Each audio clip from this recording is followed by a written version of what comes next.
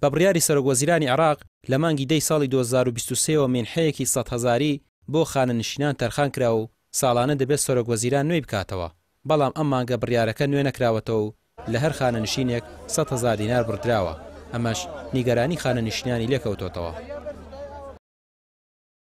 بڕاوە یا بەس دەتۆ بڕاوە کورەوە ناگەت وەرەسەن بڵێن من مردوم مناڵەکان وەرەگرێ هەر بردیان تۆ بە 220ەکە وان چەندیان بڕێ ئەوانێ سەیان لێ بڕێن جا سەیان بۆ زیاد کردبوون سەیان لێ بڕیوە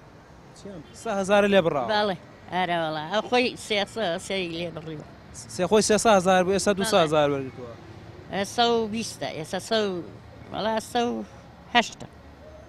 109 9,000 وەرگتووە باڵێ ئەی نەیانوت بۆچی لێیان بڕیون ناوەڵا منەوە سیارە نەکرد من نەمکە هەمووی لێ بڕنیتر من پرسیاری چی بکەم وتم منیش وەکوم خەڵک ئەو 100,000 ئەوەنە دزی درۆزنیان کردەوە بێ بڵێ بۆچییە خۆمە شتێک نییە یەکجار بێ ئەمە 1000 نەمەعاشێن نە هیچ پێتاویستێکی ئینسانیەتیان لەلا مەقبول نییە. یەکێتی خانەنشینان دەڵێن تا ئێستا نازانین گرفتەکە لە عێراقیان هەرێم و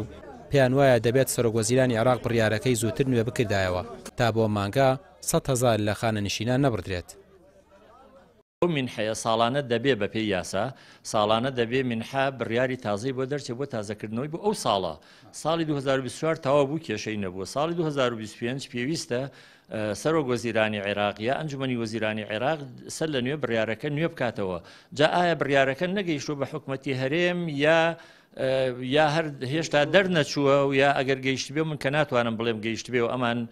پشتگوێی بخەن ئەوە حکومەتی هەرێم پێم باشە جوابێ و ڕوونکردنەوەی بدا لەسەر ئەوە و بۆ خانەنشینان ڕوون کاتەوە تووشی قەلق نەبن چونکە خەڵک فێری ژیانێکی تر بێ 100,000 بۆ عایلەیەک خراپ نییە یعنی کەم نییە.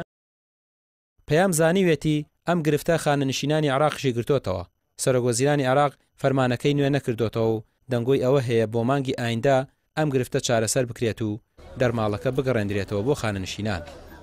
ڕامیار عوسمان کەناڵی پەیام سلێمانی.